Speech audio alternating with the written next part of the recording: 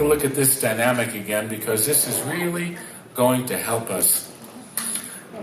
We did a survey one time at USM, which was kind of cool.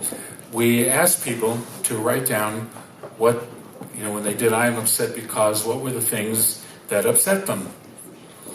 And so the number one thing, if I can get this to work, so common upsets, the number one thing was I'm upset because you don't listen to me. In relationships, you don't listen to me. I mean, I remember a woman standing up, I don't know, I just get upset because my boyfriend says I don't listen to him. And she was demonstrating, because she certainly wasn't listening to him, my boyfriend gets upset, I don't listen to him. You all have understand there's a rule somewhere, people should listen to you, and when they don't, it's a catastrophe. But then what she said was, that's so hard to hear. That's so hard to hear.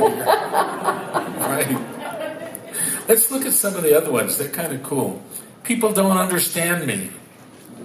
In that same rule book, there's where people should understand me. I mean, people don't understand me. They're either stupid, or they are bad people, or the wrong people, or, whatever. Everybody should understand me. Another popular one was, life is unfair. I'm upset because life is unfair. Somewhere it's written life should be fair. And when life isn't fair, it's a terrible thing. I'm working too hard. That's a big one these days. I'm upset because I'm working too hard. Now I like to follow the cartoons in the New Yorker, and this guy's on the phone and he's saying, I'm just working harder and harder, and all I'm getting is a bigger paycheck. It's like nothing of value, just a bigger paycheck. It just doesn't make any difference. I'm upset because I don't behave I'm upset at myself because I don't even behave like I should. This last one you might not have here, but if you live in LA, if all else fails, you can always do, I'm upset because traffic is terrible. Another favorite one is because the Internal Revenue Service is the way that it is. I'm upset because... So it's important to understand that at this time in history, on this planet, this dynamic of I'm upset because is epidemic. It is epidemic on the planet. Individually, when it's going on inside myself, it's called emotional suffering and emotional pain. Interpersonally, in relationships, it's called conflict, estrangement, divorce, those kinds of things. Internationally, it's called war. I mean, what's a war? A bunch of people saying, we're upset because of those people and what they're doing. And they're saying, we're upset because of those people and what they're doing, and so we have to go and fight over it and kill each other. I mean, that's insane if you really think about it. But yet, that's the way it's going. So what we have found over time is that you can be in the world in only one of two ways. It's really only two choices. You can be in the world as a victim, or you can be in the world as empowered. You can't have both. The two are mutually exclusive. Just like you can't be partially pregnant. You either are or you're not. So anytime that you do, I'm upset because, what you are doing is entering into a total victim position. Because what you're saying is, I'm upset, and the reason is because of things that other people or situations are happening. So I have no responsibility in it. I mean, wouldn't you be upset if that was what was going on in your life? So this is so important to understand.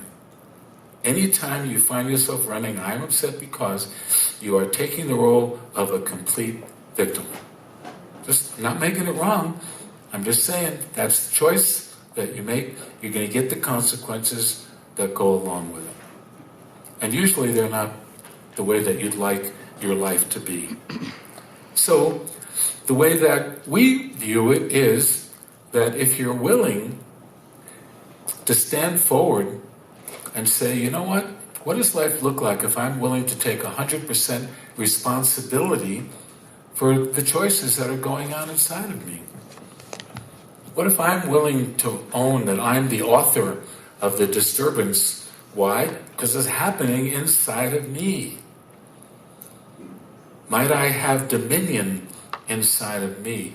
Might I find an alternative to I'm upset because and blaming it outside? And we have found that there is an alternative. And the alternative is to be able to have a way to get in touch with the part inside of me that is experiencing the upset and heal it.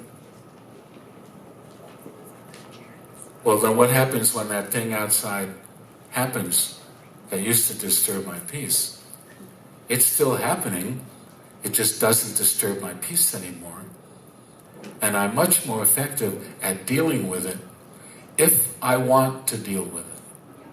Because one of your choices is just let it go. You don't even have to deal with it at all. Let's be really clear. We're not condoning objectionable behavior by any means.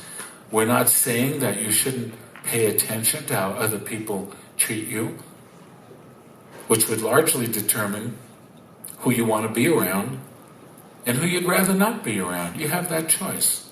It's a choice. But at least you're in the freedom of not having your life run by the disturbance.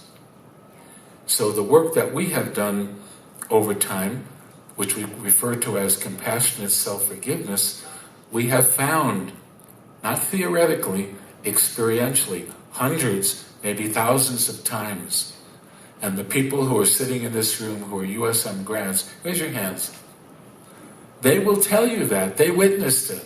Just ask any one of them. They will tell you that. So you're going to have the opportunity to try this on for size in this trio this afternoon. See how you like it. See how it might work for you. So let's take a look at the handout. It's the purplish one. Oh, and let's turn our chairs. I thought I had... Yeah, see, I just didn't do it. Well, no, it says facing towards the stage. Oh, all right.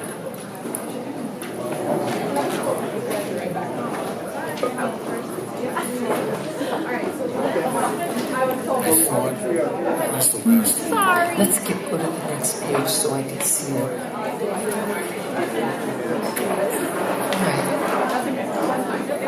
right. So let me say this first. All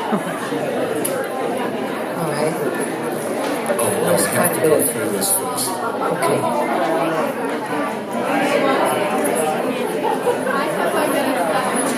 So really, we should be turning the chairs later.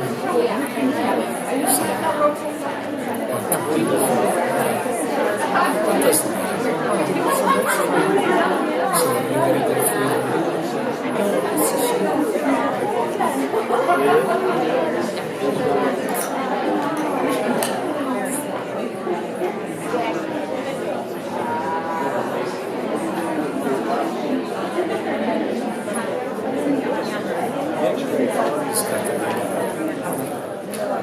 All right.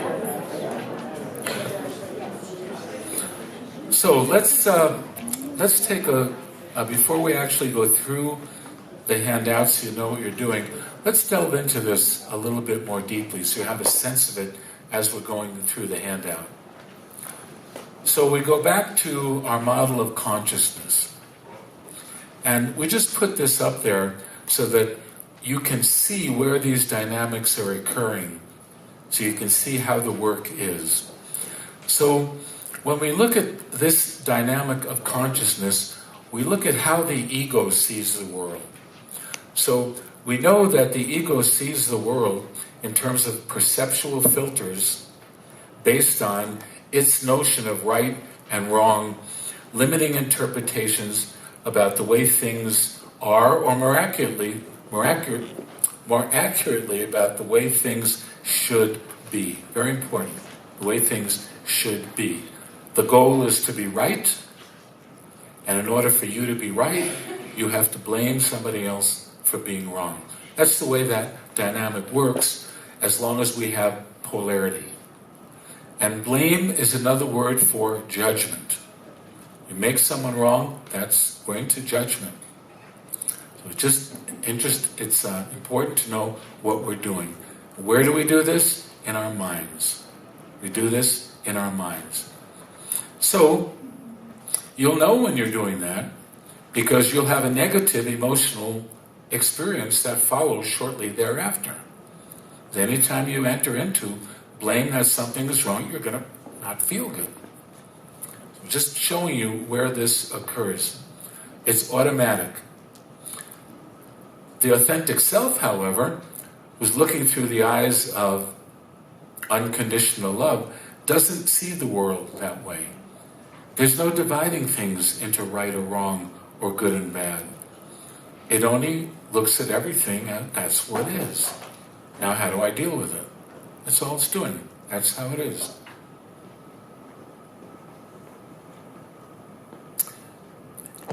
The authentic self level is the true place of well-being. People who spend large amounts of time, and you all know some of them, you will, if you ask them, you feel like, you sense of well, they'll tell you yes. Because that's what you experience at that level. So, we like to quote the Persian mystic poet Rumi. He said, out beyond ideas of right doing and wrong doing, there is a field. I'll meet you there. We love that.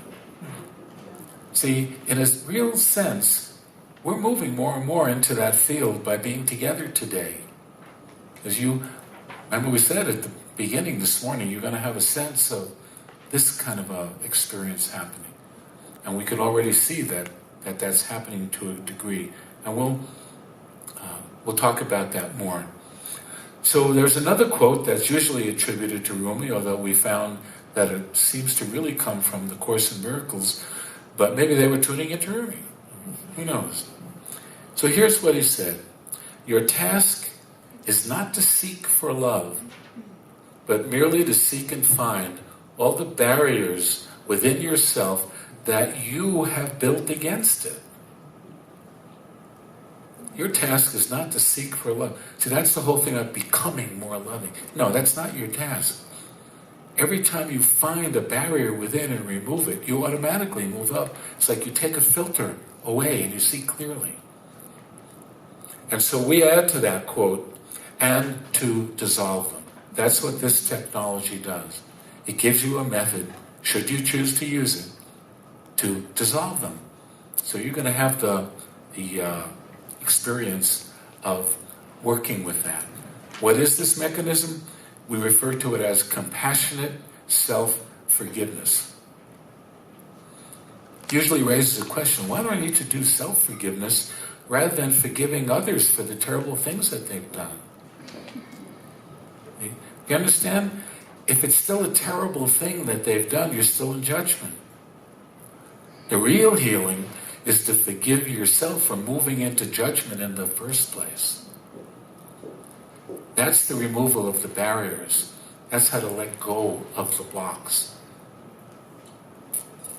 It's a radical approach. All right, so, and if inside yourself you feel like forgiving someone, great, go for it. We're certainly not don't do that.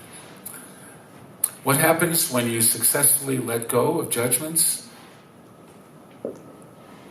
They are immediately replaced by the loving that is already there. You don't have to do anything. You already are a loving being. Now again, let's be clear. We're not condoning unkindness. We're not condoning cruelty. We're not condoning any other unhealthy patterns. What we're simply saying is, if you want to get clear and let go of the things that disturb your peace, this is your ticket. Are there other tickets? I don't know. This is the one we have found that really works. All right, so let's review the handout. This is the lavender handout. And we'll start with a quote from Roberto Assagioli. Without forgiveness, life is governed by an endless cycle of resentment and retaliation. And then from the Buddha, holding on to anger is like grasping a hot coal with the intent of throwing it at someone else. You are the one who gets burned. And then the essence. Almost all the emotional suffering you experience begins in the mind, where you experience yourself within the limiting bounds of right and wrong as defined by you, stemming from your own beliefs and coloring your perceptions. In order to lead a life of enhanced well-being, it may well be worth your while to consider the possibility that your current definitions and perceptions, which lead to judgments of yourself and others, are at the root of your mental anguish and emotional suffering. The good news is that you can experientially test this possibility and observe the results. You can release the judgments you are holding and restore yourself to the awareness of your essential nature, a place of peace and loving. The method is what we refer to as compassionate self-forgiveness. Self-forgiveness is a most healing process. It involves the interaction of moving into and experiencing love and compassion for yourself, as well as for all of creation. Is an antidote to the pain and separation that result from passing judgment. More than words, compassionate self-forgiveness is a process of releasing judgments that naturally results in the experience of loving. It recognizes that we are humans, really doing the best we know how to do in any given moment, and at times our performance falls short of our aspirations. Compassionate self-forgiveness provides a way of distinguishing, affirming, and experiencing the loving essence of who you are, independent of your thoughts, feelings, and behavior. How to do compassionate self-forgiveness: center yourself in your authentic self and acknowledge the authentic self within your partner. Within the overall context of well-being, encompassing the 5 pillars of purpose, social, community, financial, and physical, invite your partner to respond to the following questions one at a time. So, listener, you'll be the one asking the sharer these questions. Can you recall a situation that triggered mental and or emotional upset within your consciousness? What happened and how did you react? What judgments did you place against yourself or anyone else regarding this situation? Move into compassion by allowing your heart to open, connecting you with your loving. Invite your partner to move into compassionate self-forgiveness. Remind them that all thoughts, feelings, and behaviors are part of human experience. Here's some coaching regarding effective language for doing this work. You can do compassionate self-forgiveness of judgments for behaviors actually done that you're working to bring to peaceful resolution and acceptance. For example, I forgive myself for judging myself for all the times I engaged in lying and deception. Or you can do compassionate self-forgiveness for negative attributions you've placed against yourself. For example, I forgive myself for judging myself as wrong, unkind, unloving, insensitive, controlling, etc. Negative attribution is a form of misidentification of who you truly are, a divine being having a human experience. The same would apply to judgments you placed against others. For example, I forgive myself for judging. The name of the other person goes there as wrong, bad, selfish, inconsiderate, unkind, unloving, controlling, etc. Notice that you are forgiving yourself for judging yourself as wrong and not for being wrong. If you say being wrong, you're actually reinforcing the notion that you are wrong. That is so important. So we're really drawing a distinction between behavior and your essence. In your being, you are divine. You are loving, you are wise, creative, all manner of beautiful qualities within your essence. See, can you see the judgment? I forgive myself for judging myself as wrong. Just let it go. I forgive myself for judging myself for being wrong, then you're affirming that you are wrong. And so that undermines the whole process. Very important distinction.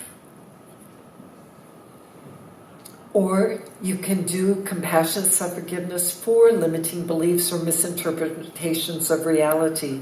For example, I forgive myself for buying into the belief that it's selfish to ask for what I want. Or I forgive myself for buying into the belief that because my father left me when I was a child, I am unlovable. Or, Jenny, may I use yours as an example? So I forgive myself for buying into the misbelief that I'm not capable of handling my resources. I forgive myself for judging myself as not capable of handling my resources. Encourage your partner to focus their awareness in their heart and express compassionate self-forgiveness statements out loud so that all levels of their consciousness hear it. And more important, encourage them in expressing it from their heart. Support them in being thorough by working with compassionate self-forgiveness for each of the judgments previously identified. Evidence that they are complete is an upward shift in their energy. Use your own intuition as a guide. And when your partner is complete, encourage them to acknowledge and appreciate themselves for their courage and willingness to engage in the process of compassionate self-forgiveness. We have a few quotes. The first one is from Gandhi. The weak can never forgive. Forgiveness is an attribute of the strong. And from Mark Twain, forgiveness is the fragrance a violet sheds on the heel that has crushed it. I love that one. And then from Dag Hammarskjöld, forgiveness is the answer to the child's dream of a miracle by which what is broken is made whole again, what is soiled is again made clean. In other words, it restores you to the experience of your original innocence inside. And you notice that it says in there, acknowledge him for the courage, for daring to move in these ways. Why do I say that? Well, see, if you really, just think about this, if you really let go of these judgments you're holding against someone else, you really let go of it, your whole story goes out the window about that person. You have a whole new person on your hands to deal with, likely someone you don't even really know. So it throws you into what we refer to as the divine unknowing, which is a place of freedom, although in the beginning it's scary because we're not used to it. So this is why that quote, I forget who, Gandhi's quote, the weak can never forgive. Forgiveness is the attribute of the strong. The challenge is, are you willing to move into the strength of the authentic self of who you are and really just start letting go of this stuff? All I can tell you is people's lives, just shift dramatically in an upward direction. So you're going to have the opportunity to do that. So sharers, we encourage you when they're in the sharer chair, bring forward something that you have a charge on, something that has upset you, disturbed your peace, And relationships are often very good grist for the mill. We see that you understand that. Yes. And listener, we want to encourage you, follow the flow of the handout. When it gets to the information number 3 about the 3 different ways you can do forgiveness, you don't need to read through that. That would be an unnecessary use of time. The most important thing is to invite the person to move into their heart, into their compassion for themselves, and to forgive themselves for placing the judgment. And listeners, if you want, you could go through there, see which one of those seems to fit your situation. Not a problem. You have that option. And what we want to encourage you to do, if there's something that you've been challenged in letting go of, we invite you to bring it forward here this afternoon, because it is such a beautiful opportunity to just release it, to really let it go. And the benefit to you is enormous. And neutral observers, now here's really sitting in that neutral observer role becomes really important, because very often when people are doing this kind of work, they need all the loving that they can get, all the loving support that they can get. That's your job. You're a loving battery. That is all that you're doing. And silently you practice seeing the loving essence and heart-centered listening. It's very important to follow the handout in this particular trio. And this trio provides a golden opportunity to truly let go of a barrier that you have mistakenly placed and maintained between you and the loving being that you truly are. So we really want to encourage you.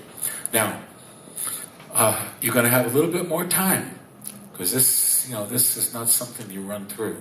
So our timeline here is going to be 15, 5, and 5. So I have 20 minutes to work on this.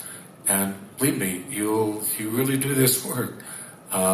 You can do it in 20 minutes, and the good news is you can always go home and read these to yourself. That's why we give you this sheet.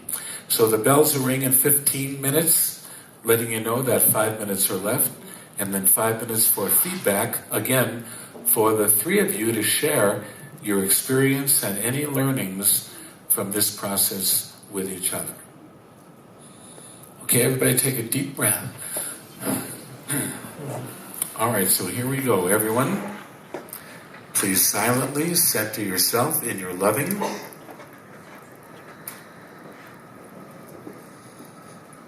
And when you're ready, let's please begin.